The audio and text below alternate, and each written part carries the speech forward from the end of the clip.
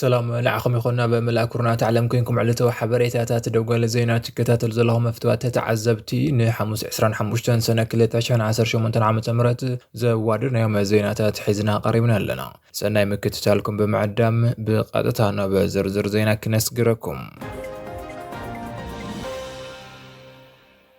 أزستي سراويت تجرين إيرتران تخطات على الركبات كم زجبرو تجليزون استراتيجيكاو محزنة زبطات إيرتران تجرين بزل على بركي كم زبصحن أزستي سراويت كليتيوم وجنات تخطات الركبات كم زكايدون تحبرون العلوت أزستي جنبارن أزستي سراويت إيرترام أزستي سراويت تجري بمخان تاريخا وزمدنا كليتيوم وجنات معماق وزخلو استراتيجيكاو ركبات كايدو مالهم أبا منغو هزبتات إيرتران تجراين ننوي حوان زيصانح حونتاو ركب حدوش استراتيجيكاو ملكع حيزو بزل على بركي نمع بليمس كم زلو كافتو مكبابيتات زوص وتادراون بوليتيكاون صبصبات يملكتهم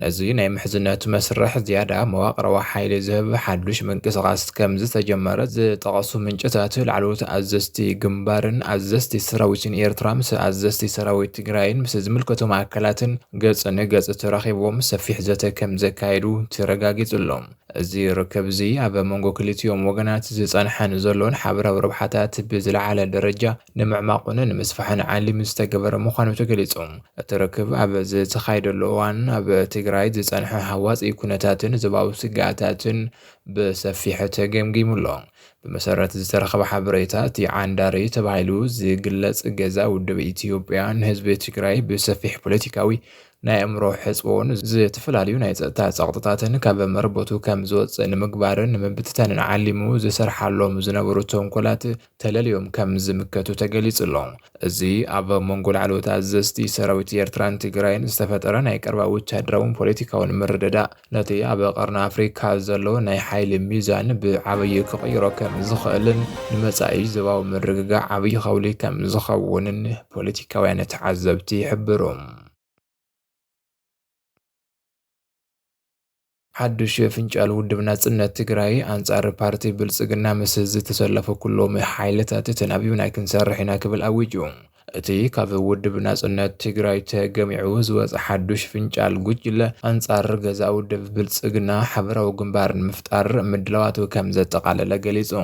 እቲ ሓድሽ ጉጅለ ፖለቲካዊ ፍልልያት ብወገን ብምግዳፍ ምስሕ ወሓት ሻዕብያን ከምውን ምስዕ ዕጡዋት ፋኖን ሓቢሩ ክሰርሕ ምዃኑ ወግዓዊ ገይሩሎ ኣብ ክልል ትግራይ ካብ ዝንቀሳቐሱ ተቃወምቲ ውድባት ሓደ ዝኾነ ውናት ብሰንኪ ዝተፈጠረ ውሽጣዊ ምስሕሓብ ሓድሽ ፍንጫል ጉጅለ ከም ዝተመስረተን ዝሓድሽ ጉጅለ ድማ አንጻር ፌደራል መንግስቲ ሓድሽ ናይ ፖለቲካውን ስትራቴጂካውን ምሕዝነት ከም ዘአወጀ ተፈሊጡሎ እቲ ሓድሽ ፍንጫል ጉጅለ በዘውፅኦ ጽጽ መግለጺ ኣብ ዘዋንዚ አንጻር ውድብ ብልጽግና ምስ ዝተሰለፉ ኩሎም ሓይልታት ብምውሃድን ብምውዳድን ክሰርሕ ምዃኑ ረጋጊጹ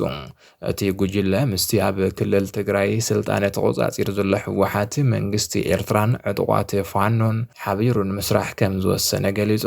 እዚ ሓድሽ መግለጺ ዘውፅአ ጉጅለ ከም ዝፍለጥ ቀደም ብዶክተር ደጀን መዝገቦ ዝምራሕ ካብ ዝነበረዎና ውድብ ናጽነት ትግራይ ተገሚዑን ተፈንጭሉን ዝወጽ ሓድሽ ኣካል እዩ ነዚ ጉዳይ መልኪታ ወይዘሮ ፈትለወርቅ መንጀሪኖ ኣብ ቀረባ ጊዜ ኣብ ዝሃበቶ ጋዜጣዊ መግለጺ እዚ ጉጅለ እዚ ኣብ ውሽጣዊ ናይ ምዕራምን ዳግም ናይ ምውዳብን መስራሕ ከም ዘሎ ብምግላጽ ይመዓረር ኣሎ እዩ ክትብል ኣብ መርገጽ ገሊጻ ምንባራ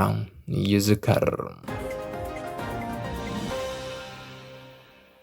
ኣብ ትግራይ ሰራሕተኛታት ባንኪ ንግዲ ኢትዮጵያ ብሓይሊ ተጫውዮም ተወሲዶም ትማሊ ምሸት ሓደ ቺፍ ካሸር ሓዊሱ ሰራሕተኛታት ባንኪ ንግዲ ኢትዮጵያ ጨንፈር ዓብይ ዓዲ ብሓይሊ ከም ዝተወሰዱ ተገሊጹ በዚ ምኽንያት ድማ እቲ ጨንፈር ሎሚ መዓልቲ ሙሉእ ብሙሉእ ኣገልግሎት ቋሪጹ ውዒሉ ከም ዘሎ ካብ ከተማ ዓብይ ዓዲ ዝወፁ ጸብጸባት የረድኡ ምስቶም ሰራሕተኛታት ባንኪ ተደሚሮም ብርክ ዝበሉ ካልኦት ናይቲ ከባቢ መናእሰይ እውን ብመኻይን ተጻዒኖም ከም ዝተወሰዱ ተገሊጹ ካብ ከተማ ዓብይ ዓዲ ዝወፁ ዋናዋን ሓበሬታታት ከም ዘረድእዎ ትማሊ ምሸት ሓደ ቺፍ ካሸርን ካልኦት ሰራሕተኛታት ባንኪ ንግዲ ኢትዮጵያን ብሓይሊ ተታሒዞም ተወሲዶም ኣለዉ ብሰንኪ ዝተፈጸመ ስጉምቲ እቲ ጨንፈር ባንኪ ሎሚ መዓልቲ ንዓማዊሉ ዝህቦ ዝነበረ ኣገልግሎት ሙሉእ ብሙሉእ ኣቋሪጹ ንኸውዕል ተገዲድሎ ሓላፊት ጨንፈር ባንኪ ኣብቲ ቦታ ብምርካብ ነቲ ዝተፈጠረ ፀገምን ምፍታሕን ነቶም ሰራሕተኛታት ንምልቃቕን ጽኑዕ ጻዕርታት እኳ እንተገበረ ዛጊድ ግን ጻዕሩ ከይተዓወተ ከም ዝተረፈ ተሓቢሮም ብተወሳኺ እውን ካብ ትማሊ ምሸት ጀሚሩ ምስቶም ናይ ባንኪ ሰራሕተኛታት ሓቢሮም ብርክት ዝበሉ ካልኦት ናይቲ ከባቢ መናእሰይ እውን ብተሽከርከርቲ ተጻዒኖም ናብ ዘይተፈለጠ ቦታ ከም ዝተወሰዱ ካብቲ ቦታ ዝረኸብናዮ ሓበሬታ የረድእ። ብተመሳሳሊ ኣብ ዝተፈላለዩ ከባቢታት ትግራይ ለምውን ሓያሎ ግፋ ዝወዓለ ኮይኑ ኣብ ከተማ ዓድዋን ኣብ ካልኦት ከተማታት ትግራይን ሰፊሕ ግፋ ይካየድ ከም ዘሎ ጸብጻባት የረዱ። ላዕለዋይ ኣዛዚ ፋኖ ተቐቲሉ እቲ ምስ ውድብ ሕወሓትን ምስ ካልኦት ተነሓናሕቲ ሓይልታትን ጽምዶ ከም ዝፈጠረ ዝግለጸሉ ዘሎ ሓይሊ ፋኖ ኣብ ሰሙን ምስ ሰራዊት ምክልኻል ሃገር ኣብ ዝገብሮ ዘሎ ኩናት ብርክት ዝበሉ ኣዘዝቱ ይስእን ከም ዘሎ እናተገለጸ ይርከብ። ሰራዊት ምክልኻል ሃገር ምስ ጥሙር ሓይልታት ብምዃን ምስ ደቡባዊ ክፋል ትግራይን ዞባ ዋግ ኽምራን ኣብ ዘዳዊ ቦታ ዝርከብ ዞባ ሰሜን ወሎ ጽኑዕ ወታደራዊ ስጉምቲ ወሲዱሎም። በዚ መሰረት ኣብቲ ከባቢ ኣብ ልዕሊ ዝንቀሳቐሱ ዝነበሩ ዕጡቓት ፋኖ ብዝተኻየደ መጥቃዕቲ ሓደ ላዕለዋይ መራሒ ክፍለ ጦር ሓዊሱ 3 ኣባላት ሓይልታት ፋኖ ከም ዝተቐተሉ ሰራዊት ኢትዮጵያ ብወግዒ ኣፍሊጡ። መሰረት ዋና ኣዛዚ መበል 65 ክፍለ ጦር ሌተናል ኮሎኔል አባዲ መሐመድ ዝሃቦ ወግዓዊ መግለጺ እቲ ወታደራዊ ኦፕሬሽን ኣብ ዝተፈላለዩ ቀበሌታት እቲ ወረዳ ዝተኻየደ ኮይኑ ኣብዚ ውግእ እዚ ምስጋናው ዘውዱ ጥጋው ዝተባለ ምክትል ኣዛዚ ክፍለ ጦር ሓዊሱ 3 ተዋጋእቲ ሓይልታት ፋኖ ተቐቲሎም ኣለዉ። ብተወሳኺ ካልኦት 4 ኣባላት ሓይልታት ፋኖ ከቢድን ቀሊልን መጉዳእቲ ከም ዝበጽሖም ብርክት ዝበሉ ኣጽዋርን ጠያይትን እውን ኣብ ትሕቲ ቁፅጥር ከም ዝውዓሉ እቲ ኣዛዚ ገሊጹ ኣሎ። እዚ ላዕለዋይ ኣዛዚ ምስጋናው ዘውዴ ዝተቐተለሉ ኦፕሬሽን ንክፍለ ጦር ፋኖ ኣብ ሰሜን ወሎ ከቢድ ክሳራ ዝሃበ ክኸውን እንከሎ እቲ ከባቢ ሓዚ እውን ኣብ ትሕቲ ጽኑዕ ወታደራዊ ሓልዋን ኩናትን ከም ዘሎ ተገሊጾም እቲ ዞባ ምስ ዋግ ኽምራ እውን ስለ ዝዋሰን ኣብ መንጎ ዝተፈላለዩ ዕጡቓት ሓይልታት ዘሎ ምስሕሓብ ብቐሊሉ ዝሃድእ ከም ዘይኮነን እዚ ሓድሽ ምዕባለ እዚ ድማ ነቲ ዘባቡ ውጥረት ናብ ሓድሽ ኣንፈት ከሰጋግሮ ከም ዝኽእልን ይሕብር ኣሎ። መንግስቲ ኢትዮጵያ ብኣማዊተ ሸሓት ዝቑጸሩ ሓደሽቲ ወታደራት ከም ዘመረቐ ተገሊጹ። ሰራዊት ምክልኻል ሃገር ንልኡኻት ሸኔን ጽንፈኛታትን ሓዲን ብምውቃዕን ኢዶም ንክህቡ ብምግባርን ዕውት ውፅኢት የመዝግባሎ ክብሉ ድማ ሌተናል ጀነራል ሹማ ኣብደታ ገሊጾም ኣለዉ። ዋና ኣዛዚ እዚ ፍሉይ ዘመቻታት ሌተናል ጀነራል ሹማ ኣብደታ ኣብ ማእኸል ስልጠና እዚ ፍሉይ ዘመቻታት ብላቲ ብምርካብ ብኣሽሓት ዝቑጸሩት ዓለምቲ መደረ ኣስሚዖም ኣለዉ። ሌተናል ጀነራል ሹማ ኣብደታ ምስ ኣመራርሓ ሰልጠንትን ተዓለምትን ሰፊሕ ዘተ ዘካይዱ ኮይኖም እቲ እዚ ናይ ሃገር ሰላም ንክረጋገጽ ኣብ ዝተዋፈረሉ ናይ ግቡእ ዞባ ወይ ድማ ግዳጅ ኩሉ ህዝባዊ ባህሪው ተላቢሱ ምስ ዘመኑ ብቴክኖሎጂ እናዘመነ ናይ ህዝቢ ሰላም ብምርግጋጽ ዓብይ ግደ ከም ዝተጻወተ ዘኻኺሮም እቲ እዚ ሰላም እቲ ሃገር ብምርግጋጽ ዓበይቲ መጋ ፕሮጀክትታት ክሕለው ተረባሕነት ልምዓት ህዝቢ ከረጋገጽን ህንጸት ስርዓት ዲሞክራሲ ብዘይ ዕንቅፋትን ከቐጽል ንምግባርን ቀትሪ ናይትን ብዘይ ዕረፍቲ ይሰርሕ ኣሎ ኢሎም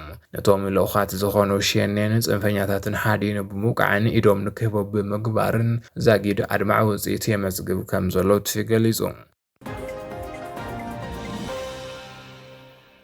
ሩስያ ኣብ ልዕሊ ኪየቭ ብዝፈጸመቶ ሰፊሕ ደብዳብ 20 ሰባት ሞይቶም። ሓይልታት ሩስያ ሎሚ ለይቲ ኣብ ልዕሊ ኪየቭ ዓብዪ ናይ ሰብ ኣልቦ ነፈርትን ሚሳኤላትን መጥቃዕቲ ብምፍጻሞም 20 ሰባት ከም ዝሓለፉ ተገሊጾም። ከንቲባ እታ ከተማ ኣብ ልዕሊ ርእሰ ከተማ ዩክሬን ዛጊድ ዝዓበየ መጥቃዕቲ ክብል ገሊጹ ኣሎ።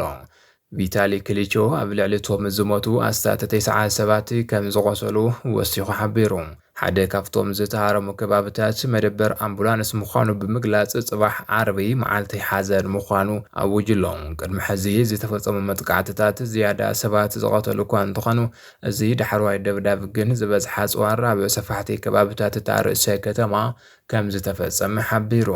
ፕሬዚዳንት ዩክሬን ቮሎዲሚር ዘለንስኪ ሩስያን መጥቃዕቲ ትዳለው ከም ዘላ ድሕሪ ምጥንቃቑ ድሕሪ ሒደተ ሰዓታት ዝወረደ እዚ ደብዳብ ኣብ መላእታ ከተማ ብዙሓት ህንፃታት ዓንዩ ኣሎ። ሞስኮ ብወገና ምላሽ ነቲ ዩክሬን ኣብ ልዕሊ ሲቪልያን መሰረተ ልምዓት ዝተፈጸመ መጥቃዕቲ ከም ዝኾነን ወታደራዊ ማእኸላት ዕላማ ዝገበረ ከም ዝኾነን ኣፍሊጣ። ብወገን ዩክሬን ዘለዉ ሰበስልጣን ብዛዕባ እቲ ኣቐዲሞም ኣብ ልዕሊ ሩስያ ዝፈጸምዎ ናይ ነዳዲ ትካላት መጥቃዕቲ ክገልጹ እንከለዉ እቲ ተደጋጋሚ መጥቃዕቲ ንፕሬዚዳንት ቭላድሚር ፑቲን ናይ ሓይሊ ሚዛኖ ብምስቃጥ ናብ ናይ ዘተን ድርድርን መኣዲ ንምግዳድ ተባሂሉ ዝተገበረ ጸቕጢ ምዃኑ ገሊጾም ኣለዉ። ዝኽበርኩም ተዓዘብቲ ደጎል ዜና ነዚ ሰዓት ዘዋድናዮ መፀብፃባት ነዞም ክትከታተልዎም ዝፀናሕኹም ይመስሉ ነይሮም። ንምክትታልኩም ነመስግን። ሰላም